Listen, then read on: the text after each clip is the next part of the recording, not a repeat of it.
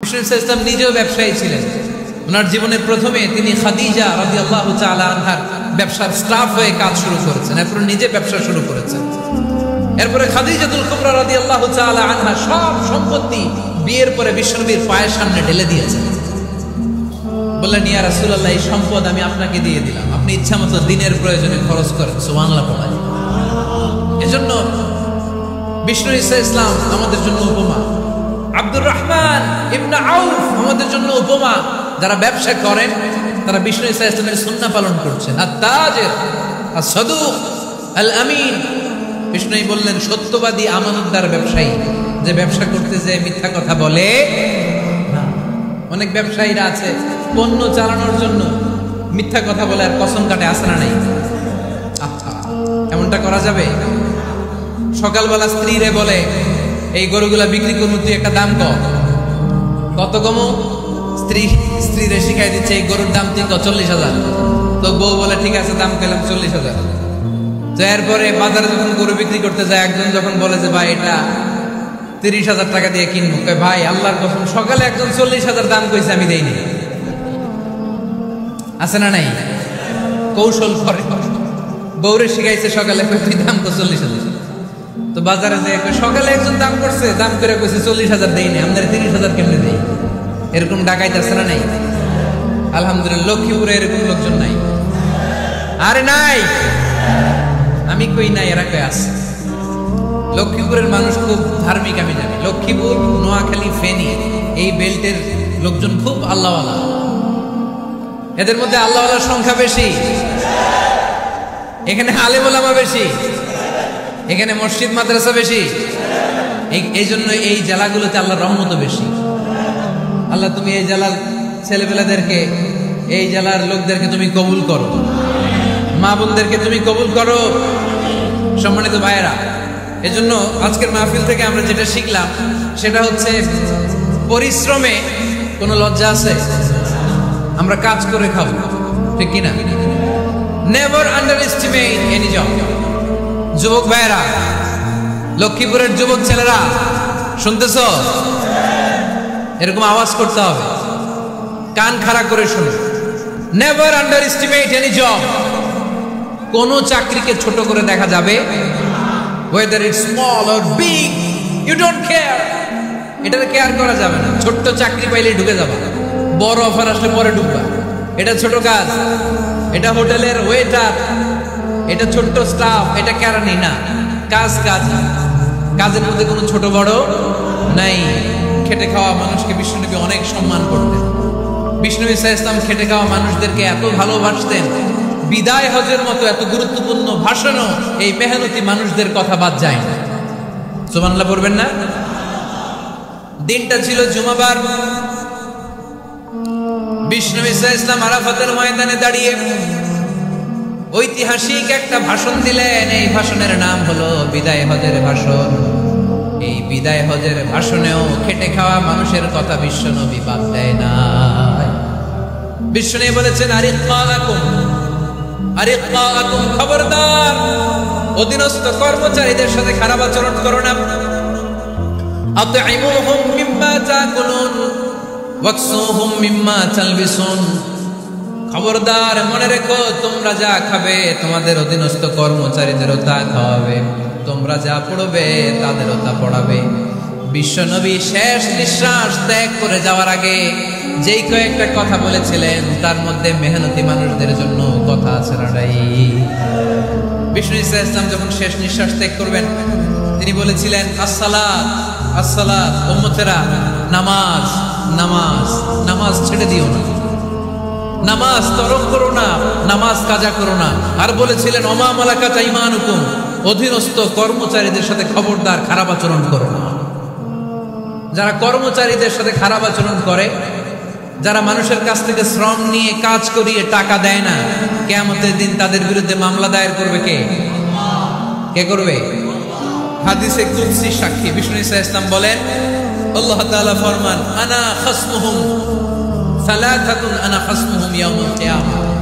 তিন শ্রেণীর ব্যক্তির বিরুদ্ধে আল্লাহ বলেন, আমি নিজেই কিয়ামতের দিন মামলা দায়ের করব। I will be against them in the day of judgment. Three categories of people I will be against them in the day of judgment. তিন শ্রেণীর লোক কিয়ামতের দিন তারা ছাড় পাবে না। আল্লাহ বলেন আমি নিজেই তাদের বিরুদ্ধে মামলা দায়ের করব। এর মধ্যে এক শ্রেণীর লোক হচ্ছে রাজুলুন ইস্তাজারা জিরান ফাস্তাউফা মিনহু ওয়া লাম ইয়াতি আজরা। একজন শ্রমিক ভাড়া করে তার কাছ থেকে কাজ নিয়েছে কিন্তু তার পারিশ্রমিক আদায় করে নাই। এরকম আছে না নাই? দাপট দেখায় ইউনিভার্সিটির ক্যান্টিনগুলোতে। ইউনিভার্সিটির ক্যান্টিনে যে খায় মাগার বিল দেয় না, এরকম ডাকাইত আছে না নাই? চায়ের দোকানে চা খেয়ে আগে পরে দিব, বিল দেয় না, আছে না নাই? দোকানে যে পণ্য কিনে বিল দেয় না, পরে দিব, আছে না নাই? কিয়ামতের দিন আল্লাহ তোর এই মাস্তানি ছুটাবে, চিল্লা এখন ঠিক কিনা?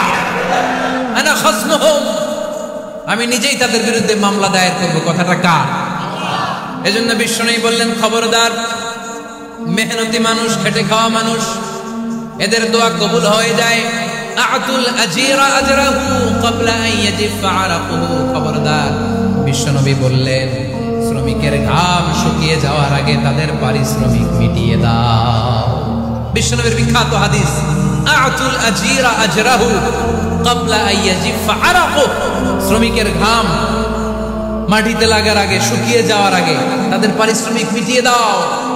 কেননা তারা যদি বদদোয়া করে তোমার জীবনকে জাহান্নাম বানিয়ে দিবে কে? বিষ্ণু ইসলাম সব সময় খেটে খাওয়া মানুষদেরকে আগলে রাখতেন। সব সময় শুধু যে ভাষণে মেহনতি মানুষদের সাথে ভালো আচরণ করতে বলতেন, শ্রমিকদের সাথে ভালো আচরণ করতে বলতেন এমনটা নয়। ওনার ব্যক্তিগত জীবন ঘাটলেও দেখা যায় উনি শ্রমিকদের সাথে কেমন আচরণ করেছেন। বিষ্ণু ইসলামের একজন খাদেম ছিল, আপনারা তার নাম জানেন কি নাম? সবাই বলেন আনাস। আওয়াজ করে বলেন বিশ্বনবীর খাদেমের নাম। নামটা কেমন লাগে? ভালো লাগে? ছেলে হইলে রাখবেন তো? রাখবেন? অনেকে আমারে জিজ্ঞেস করে যে আমার একটা ছেলের নাম বলে দেন। এই এলাকার যদি কারো সম্ভাব্য আগন্তুক 2-1 মাস পরেই ছেলে পৃথিবীতে আসবে, এর নাম রাখবেন আনাস। নাম কি রাখবেন? খাদিমু রাসূলিল্লাহ, আল্লাহ রাসূল সাল্লাল্লাহু আলাইহি ওয়াসাল্লামের খাদেম। এই খাদেমের কাছ থেকে একটু শোনেন ওনার মালিক কেমন ছিল। শুনবেন নাকি কষ্ট হচ্ছে?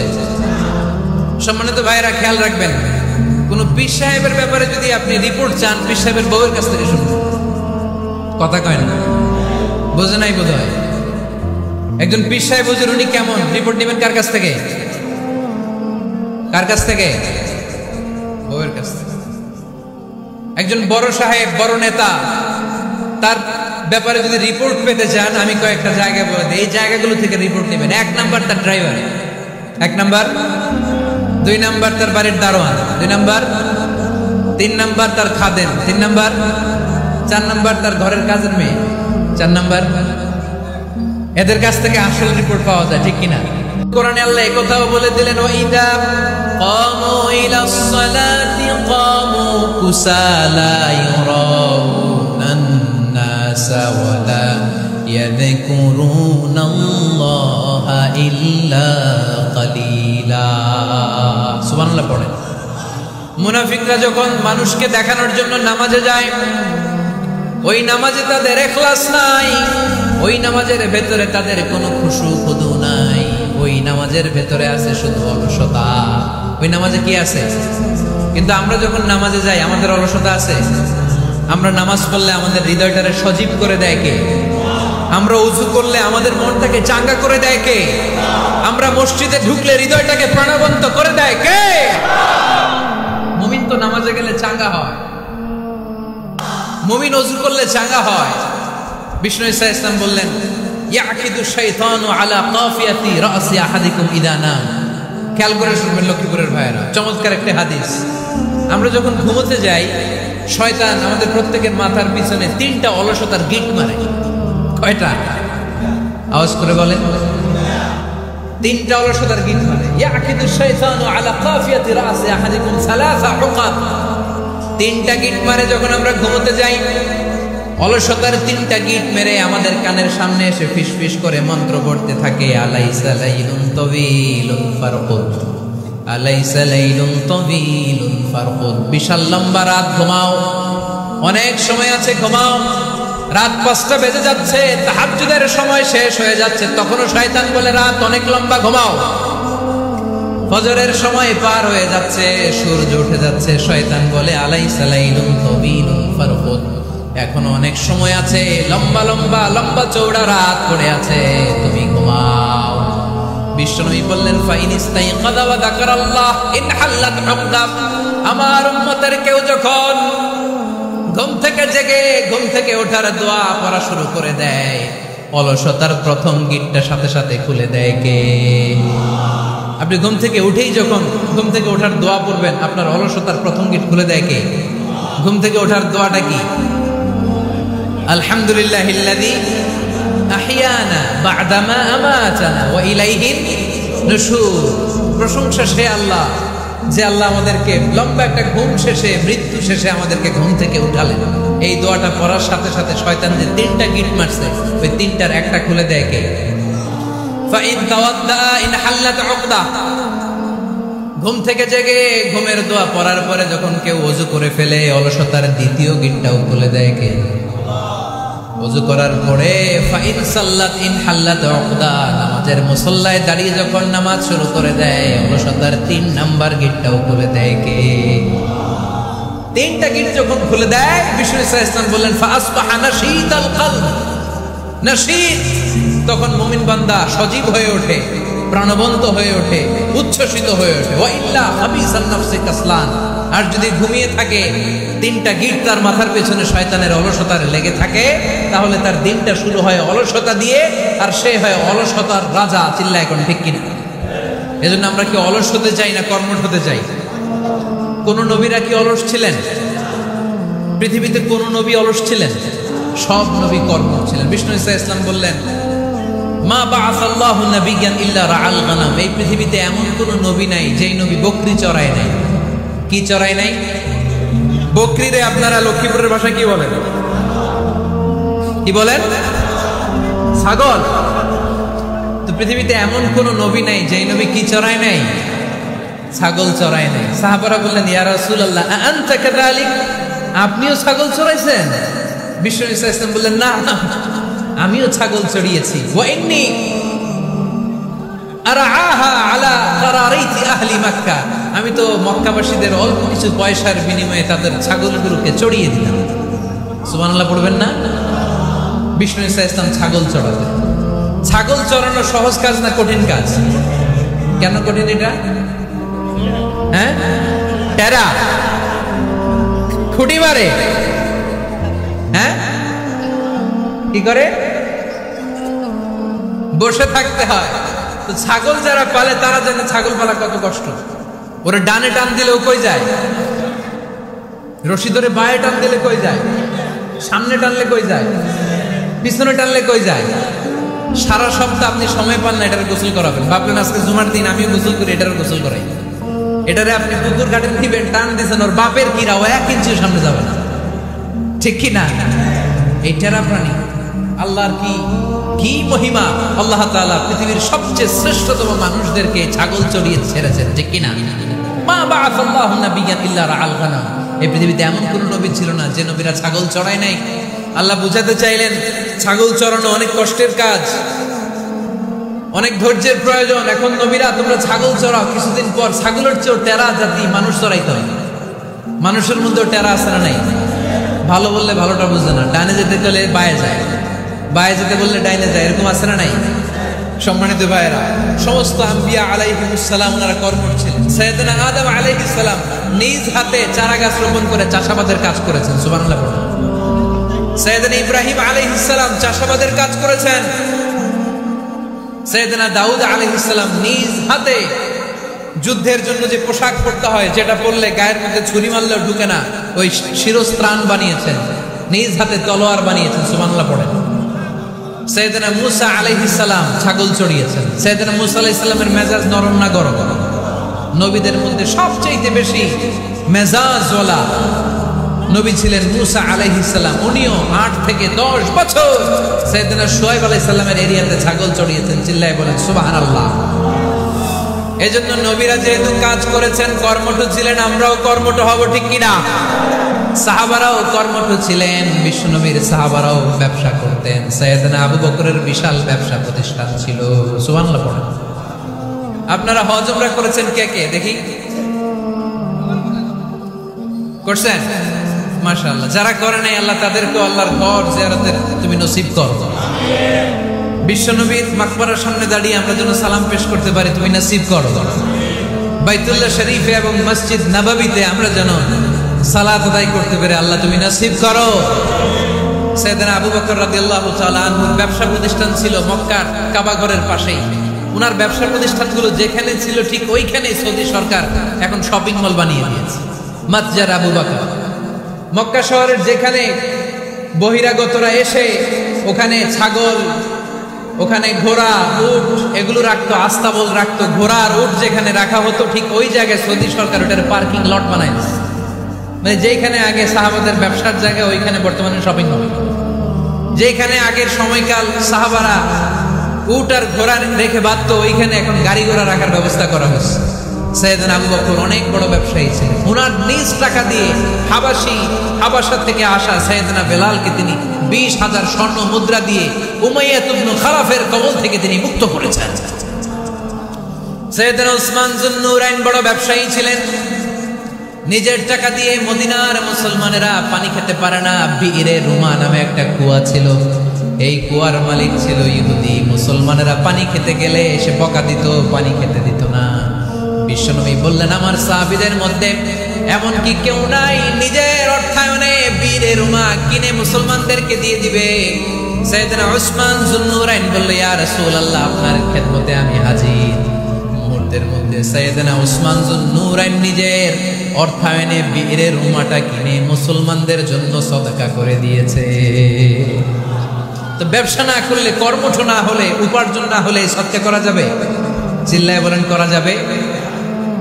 সুনানে তিরমিজির বর্ণনা, বিষ্ণু ঈসা ইসলাম মক্কা থেকে যত সাহাবারা হিজরত করে মদিনায় এসেছে, মদিনাতে কোন না কোন সাহাবার সাথে বিশ্বনবী ভ্রাতৃত্বের বন্ধনে আবদ্ধ করে দিয়েছে। সুবহানাল্লাহ বলেন। এজন্য মক্কা থেকে যারা এসেছে এদেরকে বলে মুহাজির, এদেরকে কি বলে? আর মদিনায় যারা ছিল এদেরকে বলে আনসার, এদেরকে কি বলে? আওয়াজ করে উত্তর দিবেন। মক্কা থেকে যারা এসেছে তাদের নাম, আর যারা মদিনার সাহাবী তাদের নাম আনসার। আজকে এই মাহফিলে লক্ষ্মীপুর এর বাইরে থেকে কারা কারা আসছেন দেখি?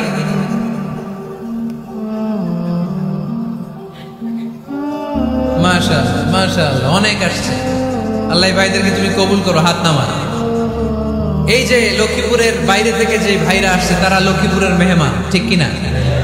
মক্কা থেকে হিজরত করে যে সমস্ত সাহাবারা এসেছিল তারা ছিল মদিনার মেহমান।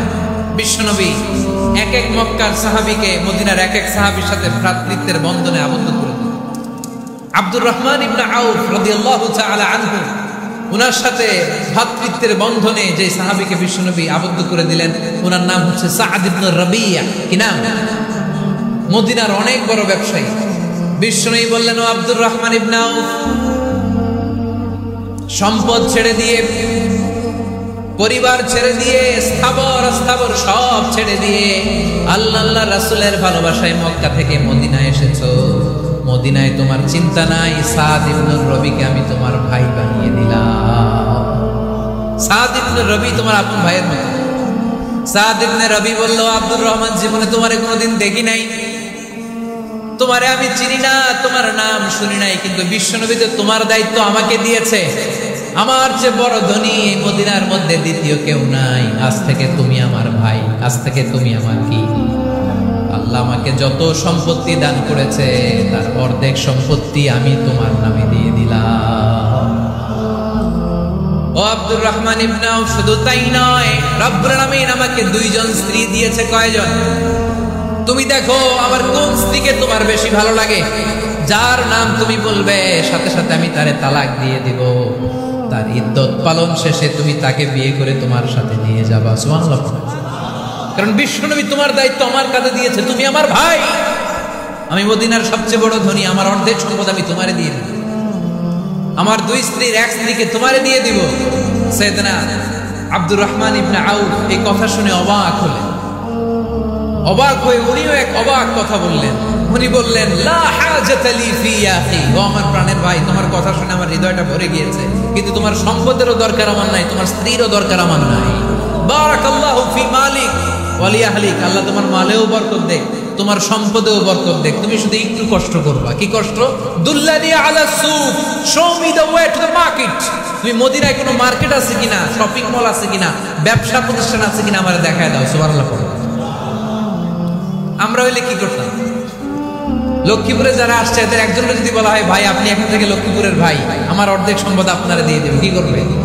পায়ের উপর পা তুলে খাবে আর বলবে কি আনন্দ আকাশে বাতাসে, ঠিক কিনা? এরপরে যদি বলি ভাই আমার দুই বউ যেটারে সুন্দর লাগে বলেন তালাক দিয়ে দেই, নিয়ে যান, কি বলবে? কি আনন্দ আকাশে বাতাস। আল্লাহ রাসূলের সাহাবী আব্দুর রহমান ইবনে আউফ বললেন লা হাজাতা লি ফি, আমার দরকার নেই। দুল্লানি আলা সুক, just show me the way to market. এখানে মার্কেট কই আছে দেখায় দাও। অবাক হয়ে গেলেন সাদ বিন রবি, বললেন ও আব্দুর রহমান ইবনে আউফ, ঠিক আছে তুমি যদি নিতে না চাও তোমারে আমি জোর জবরদস্তি করব না। শুনে রাখো মদিনাতে ইহুদিদের কয়নুকার একটা বাজার আছে। এই কথা বলার সাথে সাথে আব্দুর রহমান ইবনে আউফ চলে গেলেন। এরপরের দিন অল্প কিছু পনির আর ঘি দিয়ে ব্যবসা শুরু করলেন।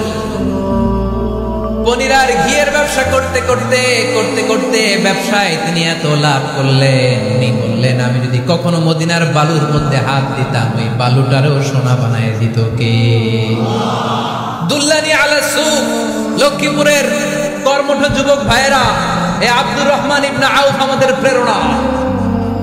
উনি অন্যের ঘাড়ে পাড়া দিয়ে খেতে চায় নাই, আরেকজনের উপর ডিপেন্ডেন্ট বা নির্ভরশীল হতে চায় নাই। তিনি স্বাবলম্বী হওয়ার শিক্ষা লেসেন কিয়ামত পর্যন্ত গোটা বিশ্বের যুবকদের জন্য রেখে গিয়েছে। চিল্লায় বলো ঠিক কিনা? দুল্লানি আলা সুক, show me the way to market. Market কোথায় দেখাও। পনির আর ঘি নিয়ে ব্যবসা করতে করতে কয়েক মাসের ব্যবধানে ইতিহাস সাক্ষী সাইয়েদনা আব্দুর রহমান ইবনে আউফ মদিনার বিশাল বড় বিজনেস ম্যাগনেটে পরিণত হয়ে গেলেন। চিল্লায় পড়ে আল্লাহু আকবার। এজন্য ব্যবসার ভিতরে বরকত ঢুকিয়ে দিয়েছে কে?